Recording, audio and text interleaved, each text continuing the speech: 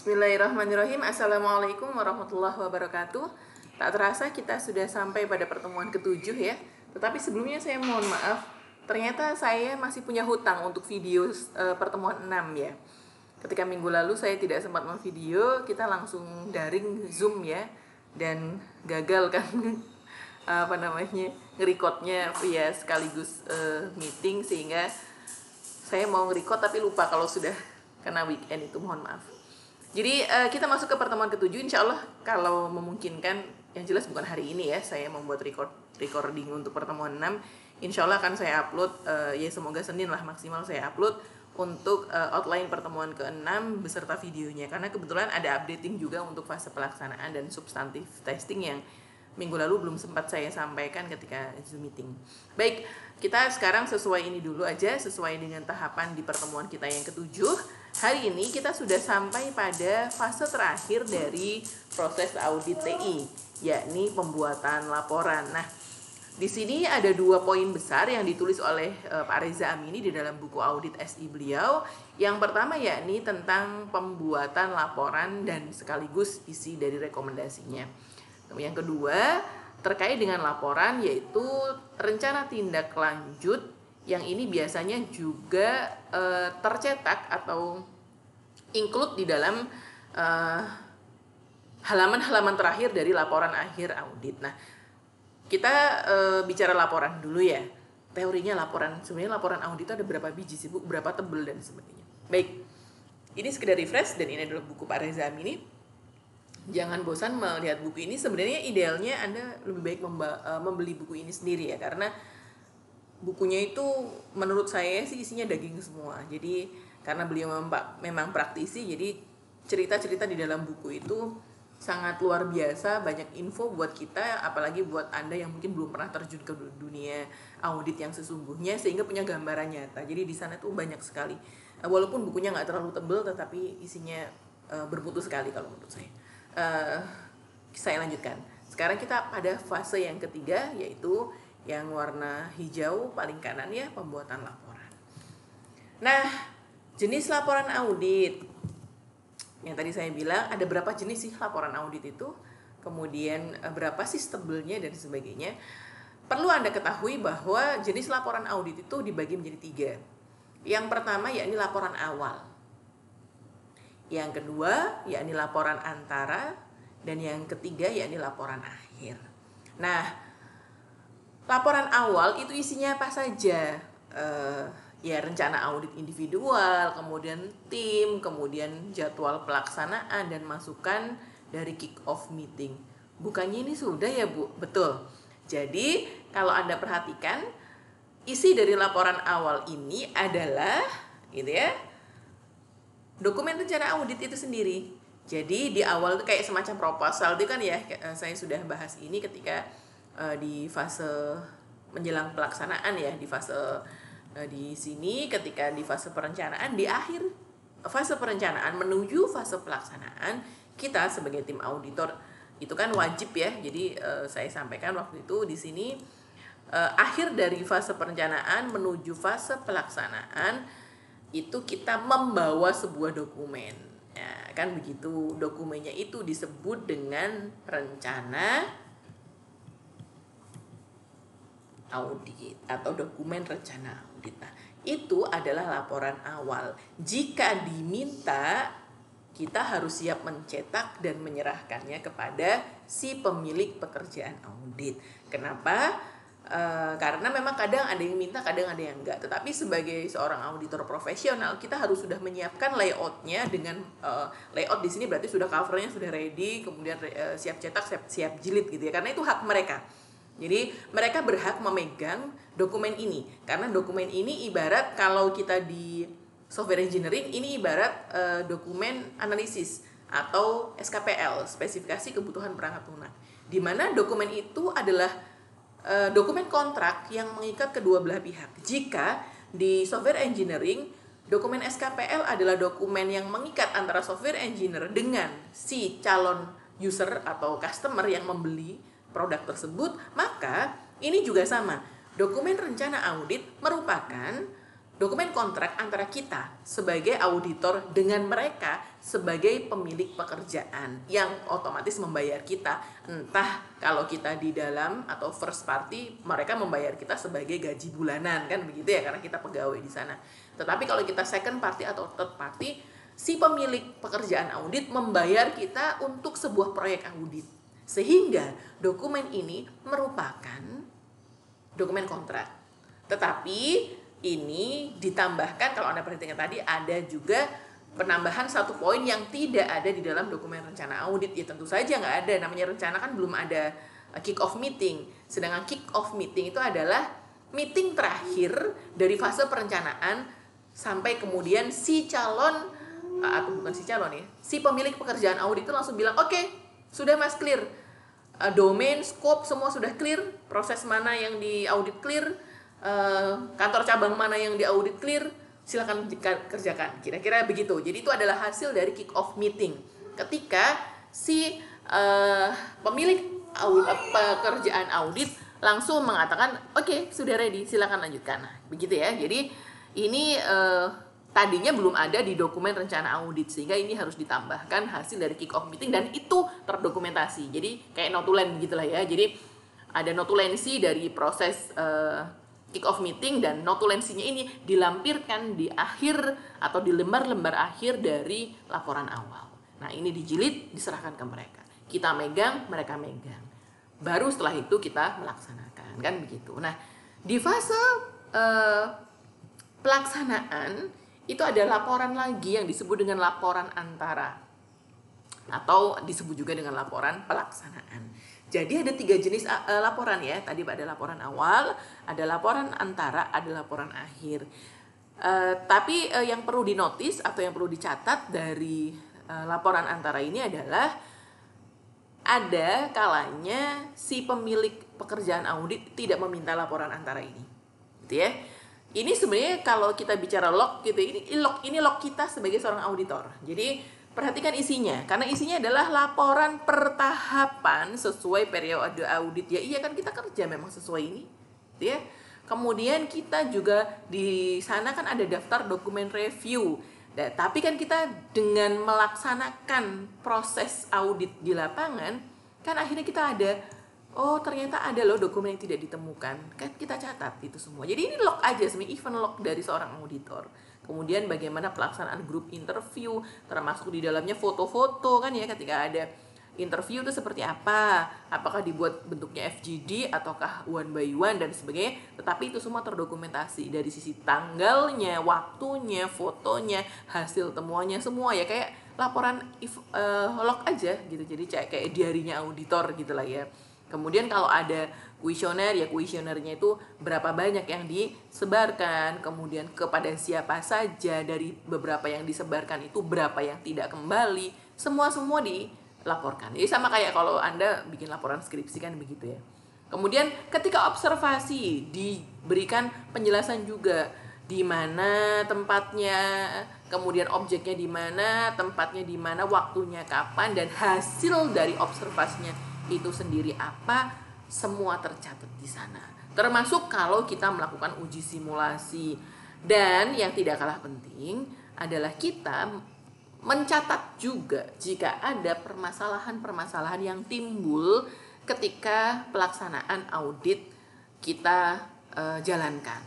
Misalnya, oh ternyata nggak mau kooperatif karena mereka takut kena punishment, padahal sudah dijelaskan bahwa audit TI itu arahnya bukan ke arah fraud atau kriminal dan sebagainya. Jadi semua dicatat saja. Jadi semua yang kita temui, semua yang kita hadapi, termasuk permasalahan, kita catat. Log ya, yang disebut log itu kan catatan diary gitu. Termasuk di dalamnya adalah lesson learned. Jadi misalnya ada hal-hal yang perlu dipelajari atau catatan untuk perbaikan dari perusahaan yang kita audit. Misalnya, oh ternyata ada kejadian ini seperti A loh ya, dan ini bisa ada kemungkinan terulang kalau tidak dilakukan kontrol tertentu. Sehingga ada sebuah catatan untuk pembelajaran di masa depan, dan itu bisa dimasukkan sebagai kontrol dari kalau Anda masih ingat ya, manajemen risiko. Jadi nanti hasil dari dokumen audit ini kan akan dibaca oleh pihak manajemen risiko. Sehingga hasil dari audit ini akan menjadi evaluasi bagi mereka. Oh, ternyata ada kontrol yang harus ditambahkan karena ini benar-benar beresiko. Nah, jadi semua yang dikerjakan di dalam perusahaan, kebetulan Anda semester 7 kan, Anda juga ngambil manajemen resiko. Semua dimulai dari manajemen resiko dan audit itu semua saling terkait. Jadi nggak ada yang kemudian terlepas bahwa audit sendiri, manajemen resiko sendiri, enggak. Jadi hasil dari manajemen resiko itu ada kontrol. Yang kontrol itu adalah mitigasi bagi resiko yang mereka sudah identifikasi kan ya. Mereka berharap tidak ada resiko itu. Kemudian audit untuk ngecek, selain kontrol dari manajemen resiko, bisa jadi dari kontrol dari yang lain, checklist yang lain. Perhatikan di sini ya. Semoga Anda masih ingat. Oke, di sini kalau kita bicara metodologi dalam dokumen rencana audit kan ada aktivitas detail. Ini kan biasanya hasilnya adalah checklist kan gitu ya. Nah, checklist ini bisa ditambahkan dari kontrol di dalam risk management yang sudah mereka lakukan, atau ditambahkan, atau salah saya ngomongnya. Checklist ini ada dulu gitu ya. Misalnya mereka pengen diaudit berdasarkan keamanan gitu ya. Berarti keamanan informasi pakai framework apa sehingga keluar checklist apa. Tetapi tidak boleh juga kita melupakan checklist yang bisa jadi sudah ada di dalam kontrol risk management. Kenapa? Karena saya juga yakin kalau kita bicara tentang keamanan informasi, di dalam proses risk management berarti sudah ada resiko yang mereka identifikasi terkait kebocoran informasi. Misalnya begitu. Sehingga ketika mereka sudah mengidentifikasi ada loh potensi kebocoran informasi, mereka pasti sudah bikin kontrol kan. Ingat ya, kalau di risk management itu kan dimulai dari penentuan scope, kemudian mereka melakukan risk assessment. Nah, ketika mereka melakukan risk assessment itu ada hasil kan. Kemudian setelah dilakukan risk assessment ada risk treatment. Treatmentnya apa? Treatment ini kan mitigation. Nah, mitigation ini kan merespon dari identifikasi resiko yang dilakukan. Kontrol-kontrol ini berupa SOP bisa, atau prosedur lah ya, atau kontrol prosedur. Nah, itu semua harus masuk di dalam checklist yang kita buat sebagai auditor. Ya, kira-kira begitu ya. Jadi, kembali ke slide yang tadi. Oke, jadi lesson learn-nya itu kita tambahkan di dalamnya, misalnya ada hal-hal yang kita temukan dan itu akan bermanfaat untuk continuous improvement atau perbaikan berkelanjutan bagi organisasi, maka itu adalah kewajiban moral kita sebagai auditor, walaupun itu di luar checklist kita bisa jadi, atau apapun lah temuannya kita tulis di sana. Itu inti dari laporan antara. Tetapi ada sebuah catatan, ya, bahwa ternyata di lapangan menurut Pak Reza ya, di bukunya Pak Reza, tidak semua organisasi meminta laporan jenis ini. Tidak semua. Ada yang pasrah bongkoan gitu kalau bahasanya orang Jawa. Mereka nggak minta. Mereka nggak minta laporan antara. Mereka langsung minta, nggak apa-apa lah mas, nggak apa-apa mbak, lanjutin aja auditnya 2 bulan nanti, tapi laporan auditnya harus selesai dan lengkap ya gitu. Maka jika seperti itu kejadiannya, ya sudah nggak apa-apa. Ini kita keep gitu ya, nggak usah kita cetak, nggak usah kita jilid. Gitu.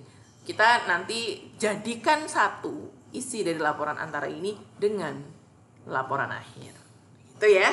Jadi ini opsional. Jadi khusus untuk jenis laporan antara ini opsional. Ada yang minta, ada yang enggak. Tapi kalau diminta kita harus siap. Kalau nggak diminta berarti yang nanti harus kita kumpulkan adalah laporan akhir. Nah, ini adalah sistematika atau apa ya, susunan atau struktur dari sebuah laporan akhir audit. Yang pertama jangan lupa, sebenarnya ini isi dari saya sendiri ya, punya Pak Reza sih, intinya pokoknya ada hasil audit sama rekomendasi. Tetapi ada executive summary. Jadi Pak Reza yang di buku itu hanya menyebutkan executive summary, hasil sama rekomendasi dan lampiran.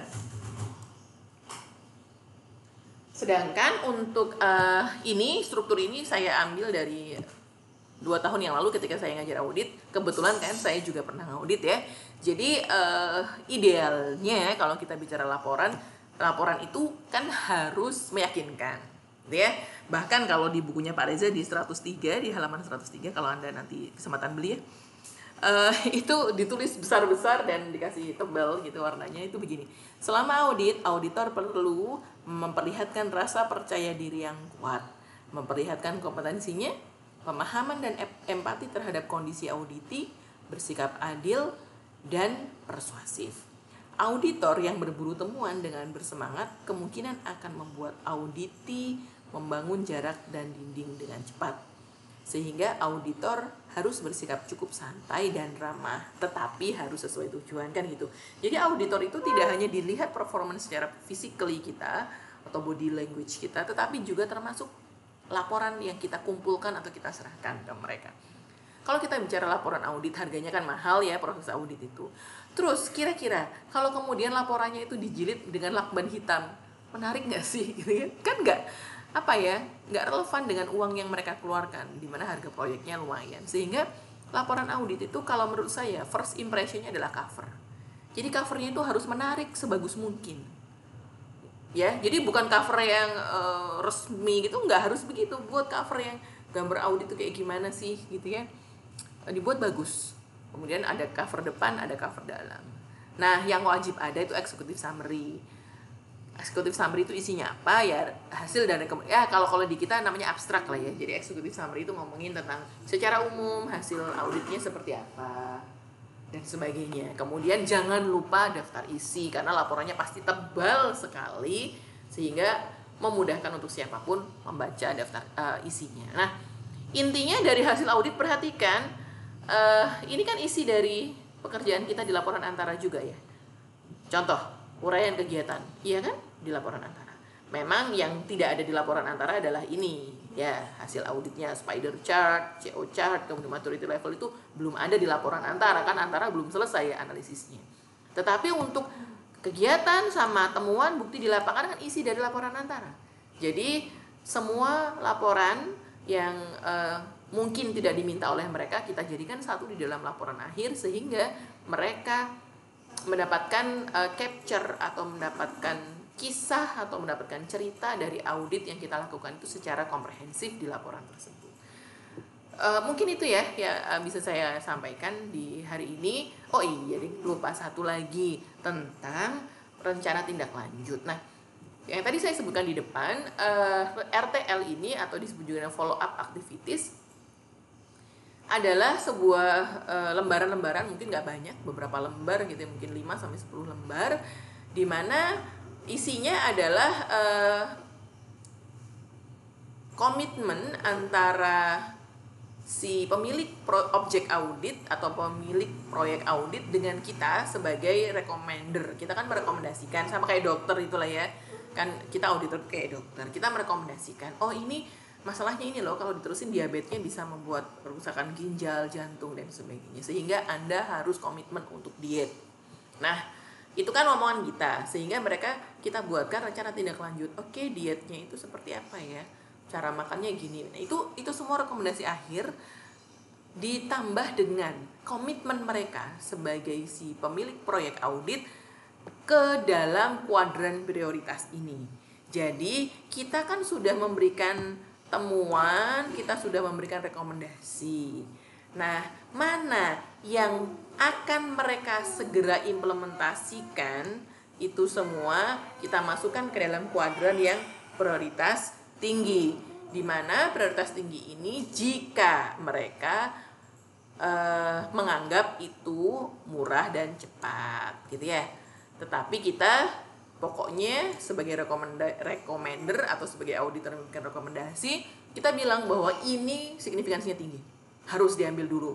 Kalau ini oke kapan-kapan, tetapi ini wajib, misalnya begitu. Tetapi ketika mereka bilang gitu ya, mana ya, oke lah, yang ini kami lakukan misalnya. Terus ada lagi nih pilihan, ini juga harusnya Anda lakukan. Kita sebagai recommender kan bilang begitu. Tapi mereka berpikir dari sisi implementasi, tapi itu kan susah, mahal dan lama. Kapan-kapan lah. Oh ya udah, kalau kapan-kapan berarti yang diambil mana dulu? Apakah ini aja ataukah misalnya ini, ataukah ini plus ini? Saya ini aja deh, Mas. Kayaknya ini walaupun menurut Anda signifikansinya rendah, tetapi ini kan murah, cepat dan tepat dan ya sementara ini dulu. Baru nanti insya Allah kami akan melakukan itu. Baru kalau yang ini ya kapan-kapan, misalnya seperti itu. Nah, ini semua akan kita tabulasikan di dalam halaman-halaman terakhir.